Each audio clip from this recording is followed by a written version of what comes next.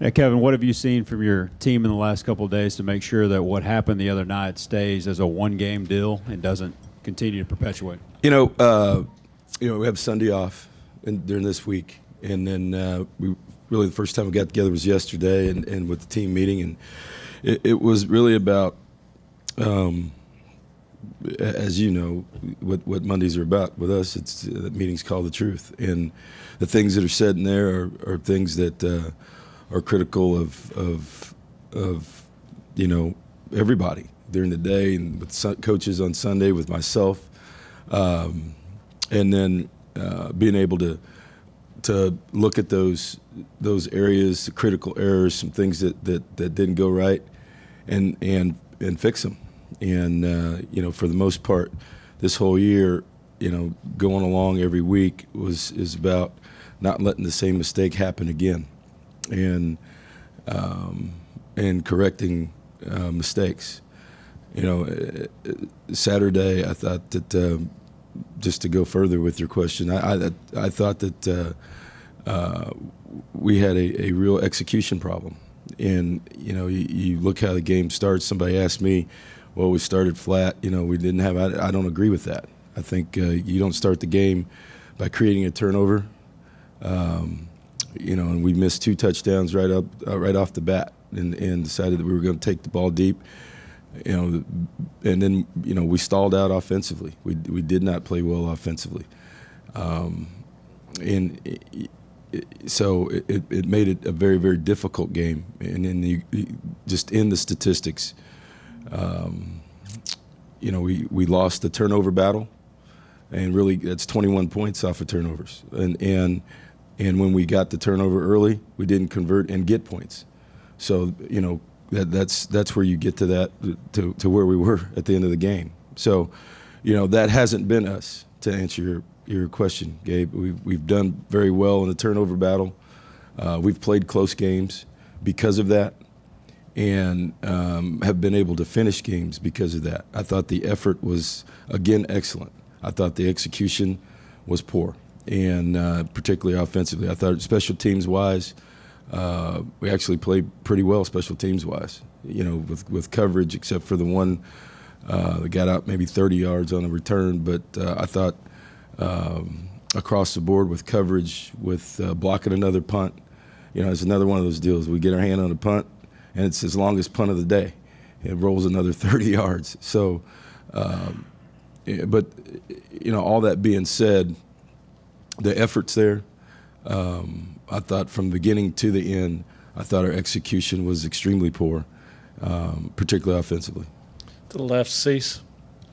Kevin, with the offensive line, the blitzes and the stunts that gave them trouble, at this point in the season in their career, should they adjust it quicker, or is that an oversimplification on my part, and where are you at going through? I think you saw the adjustment in the second half, to be able to identify it and get it communicated.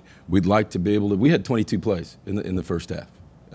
So to say that is yes, you should be able to adjust, but we had a limited number of plays. We had really the first series we went 3 and out, where the 2 deep balls and punted. Then the next series we were able to run the ball fairly well back out to midfield and punt it, and the first quarter was over. Because they went on the long drive.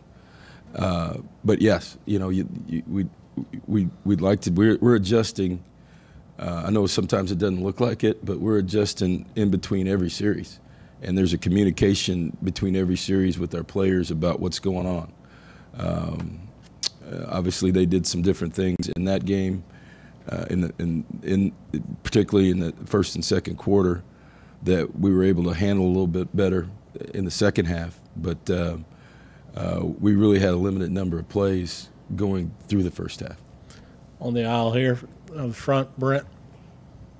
You had mentioned early in the season that your receivers weren't winning the competitive battles, maybe against UCLA. Then it seemed to get better. It got better, and then and it happened all over again. Who is that an indictment of? Is that the players, the coaches? It starts with me, and so, ultimately I'm responsible for our performance, and so we have to continue to get better, and we were making those steps, and for whatever reason, which we've talked about internally, what thoughts are on why that happened, and then, moving forward, how to fix it. And so, that's anything that happens like that, Brent. That starts with me, and we're going to be put in those situations because of a young quarterback, because of really the strength of our offense has been our running backs. Whether we're throwing it to them or handing it to them. And so people are going to load the box. We're going to play man-to-man coverage. We've got to be able to make those competitive plays. And, over the course of, with the exception of last Saturday, over the course of the last 5-6 weeks, when we've been able to make those plays or make some big plays down the field to get there. And we took a step back last Saturday. Stay on the front row. Olin, then Chip, and then Ben. Kevin, specifically, do you feel like, I'll put it this way, did Kellen take a step back in his progress, or was he a victim maybe of some of the circumstances I think around it's a combination of all that, Olin. It's a combination of, it's just like I've said before, when everybody said he's making steps. But to Brent's point, we were making steps across the board on the perimeter. We got guys making plays for him too, and there's a combination of both of those things. I think we saw some new stuff. It took us a little time to adjust to it from a protection standpoint, which had him moving around a little bit, and then when he was able to throw accurate balls, we weren't able to make competitive plays for him. And so it's not just one guy. And that's why I said, I thought that our execution was poor. And that's not just that wasn't just on the quarterback. Because there were times where we had people that were wide open and or we had people that were in tight coverage that could make plays, and they didn't. And it's a team game. It's not an individual sport. So you got 11 guys out there, and there's we got to block them first, and then you got to get open, and you got to deliver an accurate ball. And there were times where one of those three broke down, and it wasn't just all on the quarterback. On the left aisle, Chip, then Ben. Kevin, you spoke to this a little bit in terms of running the football with teams stacking the box against you, right, and daring you to throw. What kind of adjustments do you try to make to try to get better at running the football, even knowing you're going to face those stacked defenses? That's a great question. I just don't want to give Gus our game plan. How's that? We've got to be creative in what we do. We've been able to run because of that. We've been able to run Kellen effectively. We did that a little bit in the second quarter, just to drive the ball and get to midfield and some in the third quarter. But we're not gonna. It's not Trevor Knight, who's 220 pounds. So we got to be careful with what we're doing and then picking and choosing to do that. He is an effective runner. We've seen that all year. So there are other ways for us to create running lanes and seams, and so we as a coaching staff, we have to be able to be a little bit more creative in what we're doing in the run game, and maybe utilize some other people to do that. Second row on the right, Ben. To the back, Daryl. Kevin, going back to I guess the last recruiting cycle, how much interest did y'all show in Stidham, and what ultimately led to the decision to not maybe pursue him as much as y'all did at the end? I'm not going to talk about that, Ben. I mean, Jared said is a fabulous player, and I'm sure he's looking forward to coming back to Texas and play. So, the recruiting process is there are a lot of things that go in the recruiting process. And ultimately, he's at Auburn, and he's having a great career, and he's going to continue to have a great career. Go to the back, Daryl. Coach, could you talk about Jared and his offensive weapons, and then as well as carry on the SEC's rushing leader that will come in here on Saturday? Yeah, you're looking at one of, if not the top red zone offensive teams in the country. I think they've been stopped one time in their trips into the red zone.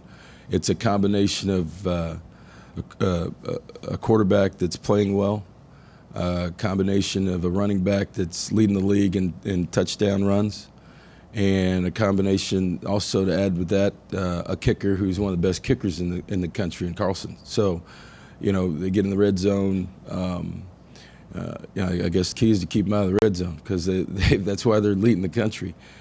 Carlson's a couple-time Groza Award finalist, very accurate, has some range, and a big, strong running back that leads the league in touchdown carries, and a quarterback that can come off with play action and make throws. So, that's why they're so effective in that area. And, that's going to be a huge challenge for us. Stay down front, Zach, and then Travis right next to him. Coach, how did you feel about Nick's performance when he came in Saturday night? And I know you talked a little bit about it following the game, but any thought to reopening the quarterback competition? Or? Not right now. I thought Nick came in those circumstances in a cold, cool weather night. Thought he did some good things, but there was also some issues. A great throw for the touchdown, great effort by Cam Buckley at the end of the game. But the situation will remain where it is. There was he made a couple mistakes, one for a touchdown for the other team, hit another guy in the chest a couple plays before that who dropped it. So there's a little rust on him too right now. And as we continue to work down the road, the situation will remain the same. Travis? Is Stidham somebody that y'all recruited out of high school, and what have you seen from him so far in tackling the SEC? No, I think we've known Jared for a long time, and he's he had the year off, and then he's continued to develop as anybody does with a complete year off, and getting into a new system. He's an extremely talented player. He's always been able to throw it. He's running pretty well right now too. He's moving around and scrambling a little bit. They've got some quarterback runs designed for him, but he does a great job with his vision, with play fakes, and for what they do. So his success is not a surprise to us. Second row, we've got two questions here. Doug? Coach, can you talk about the growth and maturity you've seen from Tyrell Dotson this season? Yeah, I think coming into the season, first of all, the off season was very, very important for Tyrell. He was carrying a bunch of weight, but he wasn't ready to carry that weight, and play that many snaps and play as fast as he's playing right now. He worked very hard in the off season. And to really change his body, and what we talk around here about, his lean muscle mass, and to carry that 240, 245 a different way than he carried it coming in here, and you can see it. He's a guy that likes to walk around with his shirt off, and that's the first sign you get when the guy does that, and he's more confident, he's more vocal. I think after playing last year and then knowing what's coming at him, I think, there's no doubt he's improved. We talked a couple weeks ago, I think both our linebackers have really, really helped our defense. I think he is a natural Mike linebacker, makes a lot of plays for us, and has given, Alaka the ability to free up and play will linebacker, which is his natural spot, and they work very, very well together. But his growth not only has been physical, but it's been mental. His ability to direct and communicate, not only with our coaches, but during the game, and be kind of the quarterback up front, which he wasn't able to do last year. and play at that level. So I think the big thing for him has been he had some moments last year where he played in that manner, but I think he's been fairly consistent this year, up in double digits, around double digits in tackles just about every game, and continues to play extremely hard, communicate, play well, and step outside himself and be a vocal leader too. And that's hard for a young guy, but he's played a lot of football here and he's comfortable with that. Stay on the right side, second row. Yeah, Coach, you guys play an Auburn team that's extremely balanced with rushing and passing. You're also playing a team that gives up a lot of sacks. So this could be an opportunity for that front seven. What's being said in that locker room for these guys? I mean, this could be their breakout game. Well, our guys, we do what we do on defense. They take a lot of pride. We take a lot of pride. And just like last week, they had only given up a couple sacks. We got a couple early in the game. And so, that's our defense has proven that they can do that. But you got to prove it every week. And there's some other issues that come with that, particularly the way that Auburn utilizes the motions, play fakes, not just downhill play fake, but perimeter play fakes, things like that you've got to be aware in the running game and not just run up the field all the time. And you've got to be aware in the back end because they force you to have great eye discipline because of the eye candy that they present before Jared steps back and throws one deep, or some double move routes and things like that. So, yeah, it's a little bit more simple than just putting your hand on the ground and trying to rush the passer, because they present some other things to you that if you are running up the field like that, you create some vertical seams. So we've got to have a combination of things to be able to defend this offense. Down front, Olin and then Brent. Coach, is there any surprise at all at the things that Cam Buckley's already been able to do, and is considering, we've been talking about some drops and things like that. Is that a guy that we will see maybe more of in terms of? Well, he started the game Saturday night, so he was in there the first series, and he played a lot of plays. And, he's a guy that continues to develop. I think people see the good things, and it's pretty simple. When we throw it to him, he catches it. That's the first thing you like about him. But he made some, we're playing him at a different position, trying to get him on the field more, which he was at the beginning of the game. And there were some situations where he misread some coverages as a young guy. And it gets back to the question earlier. It's about execution. And it's not just on one guy. So he's got to continue to develop because he is talented. Really, all those young receivers are talented, but he's got to continue to get better at seeing some different things and adjusting some of his routes to coverages, because when he plays really, really hard, he's got a lot of energy, he's got a lot of talent, and he's made big plays for us this year, and he's going to continue to do that as he continues to grow into the role that you're talking about. And sometimes as a backup, it's a little bit different.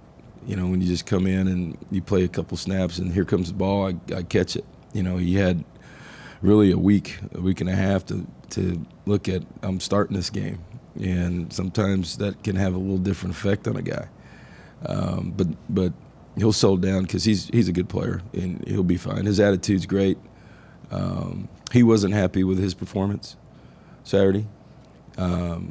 He would be the first to tell you that, but he's the upside to Cam Buckley is a big one. Down front, Brent, and then Ben. You know, you've said all along that this team is different. So does that give you confidence, or why should fans believe that that will make the last month of the season different? Yeah, you know, first of all, you know, I care about what these guys in this building think first, and because that attitude comes from there. I think that they've shown a resiliency before. I think that they've shown toughness before. I think they've shown the ability to finish before. And so nobody Saturday night was happy in that locker room. There wasn't a lot of laughing and joking. There wasn't a lot of there's some people that were embarrassed by their performances, and including me. And so, you know, as we got back to work yesterday, the attitude and how these guys have approached things this whole year lead me to believe that you know, that's still who we are, because of there's a bigger body of work of doing that than there was for Saturday night. Now, certainly, Saturday night was not very good at all, and so that has to be corrected. But the attitude and the history of what's going on this season gives us the opportunity to move on to this week. Second row, Ben. Kevin, what's been the, you know, you've seen Kellen now 2/3 of the season. What's been the most promising thing you've seen out of him? I think, you know, he's been pretty steady. I think his communication has gotten better with everybody. I think it's like anything else. These guys that, as you get into situations, you know, through the year, confidence, particularly for young players, is a big deal. And you know, I think he has grown more and more confident with every week, and because of that confidence, his ability to communicate during the week and during the game, I think it has been a big step for him to be able to say what's on his mind, say what he doesn't like, say what's happening out there, or to say I don't like the way that looks, instead of us finding out the hard way. That's probably the biggest thing, even for most young quarterbacks, because they all want to be pleasers, and you give them the book and there's, oh, I got it, coach. You know, repeat that back to me. You know, so you know, the first thing you got to do is be able to tell us that you don't feel comfortable with that, you don't know it, and all young guys are like that. But he's become that. I think that you know, we've seen a lot of different things the last 4 weeks. You know, we've played some veteran defensive coordinators that are throwing some things at him that he hadn't seen, and particularly last week. So you know, the ability to adjust and be able to look at that and say, all right, here's what's happening, and then be able to process it and go back out there and in real time do it. You know, that's the growth, because I don't think he could have done that 7 weeks ago. Right, and I know you said that he didn't look right at the end of that game Saturday. Yeah. How does he look? No, I didn't say at the end of the game. Well, I said on that play. Right. Yeah. So how does he look now? He's fine. I just didn't like the way. You know, I think that's why it was a personal foul, because it was close to being, you know, it was a high hit, and you know, the way he went down, the way he laid down there, I just didn't, you know, with the situation where it was, I just didn't like the way it looked. All right, Coach. Thank you. All right.